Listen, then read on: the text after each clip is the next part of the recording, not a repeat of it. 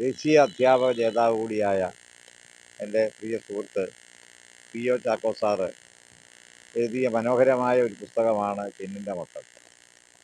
ഒരുപക്ഷെ മൂല്യാധിഷ്ഠിതമായ ഗണിത വിദ്യാഭ്യാസത്തെ ഏറ്റവും രസകരമായി കളികളിലൂടെ അവതരിപ്പിച്ച, വളരെയേറെ ചർച്ച ചെയ്യപ്പെട്ട, അധ്യാപകരും വിദ്യാർത്ഥികളുമൊക്കെ തന്നെ ഒരുപാട് ഇഷ്ടപ്പെട്ടൊരു പുസ്തകമാണ്. ആ പുസ്തകത്തിൽ പ്ലാസ്റ്റിക്കിനെതിരെയുള്ള മനോഹരമായൊരു കവിതയുണ്ട്. ആ കവിത സമീപ ദിവസം ജൂൺ 5-ാം തീയതി ലോക പരിസ്ഥിതി ദിനത്തോടനുബന്ധിച്ച് നെടുങ്കുന്നം ഗവൺമെൻറ് ഹൈസ്കൂളിൽ ഒരു പ്രോഗ്രാമിന് ചെല്ലുമ്പോൾ ഞാനതിൻ്റെ തുടക്കത്തിൽ ആ പ്രോഗ്രാം കാണാൻ ഇടയായി. അത് കേരളത്തിൻ്റെ തന്നെ തനത് കലാരൂപമായ തിരുവാതിരയുടെ രീതിയിലാണ് കുട്ടികൾ അവതരിപ്പിച്ചത്.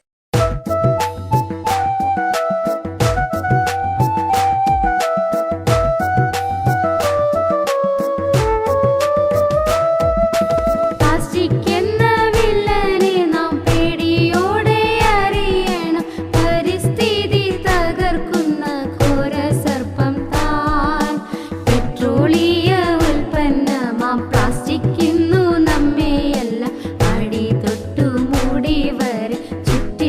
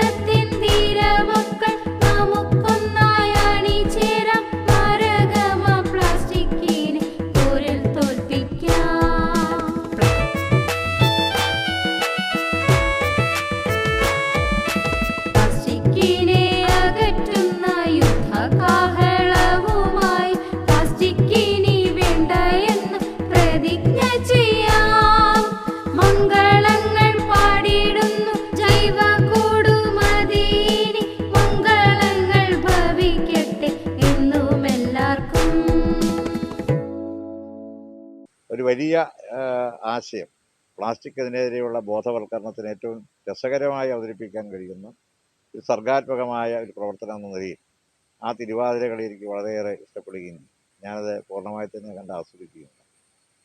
ഇത് നമ്മുടെ നാട്ടിലെ ഏറ്റവും വലിയ വിപത്താണ്. നമുക്കറിയാം, മാലിന്യ സംസ്കരണത്തിനും മാലിന്യ നിർമ്മാർജ്ജനത്തിനും വേണ്ടിയുള്ള ഒരുപാട് ശ്രമങ്ങൾ നടക്കുമ്പോൾ ഏറ്റവും വലിയ വില്ലനായി കടന്നു വരുന്നത് പ്ലാസ്റ്റിക് തന്നെയാണ്. അപ്പോൾ അതുകൊണ്ട് തന്നെ പ്ലാസ്റ്റിക് ഇല്ലാത്ത ഒരു കേരളം അല്ലെങ്കിൽ നമ്മുടെ ഒരു നാട് എന്നുള്ള സങ്കല്പത്തിലേക്ക് പുതിയ തലമുറയെ എത്തിക്കാനായിട്ട് തീർച്ചയായിട്ടും ഈ കവിതയ്ക്ക് കഴിയും. ഏത് സൃഷ്ടിയെ സംബന്ധിച്ചിടത്തോളം കവിതയും കഥാരൂപങ്ങളും അല്ലെങ്കിൽ ഇതുപോലുള്ള കലാരൂപങ്ങളും ഒക്കെ തന്നെയാണ് വായനയേക്കാൾ കൂടുതൽ മനസ്സിലേക്ക് ആഴത്തിൽ പതിയുന്നത്.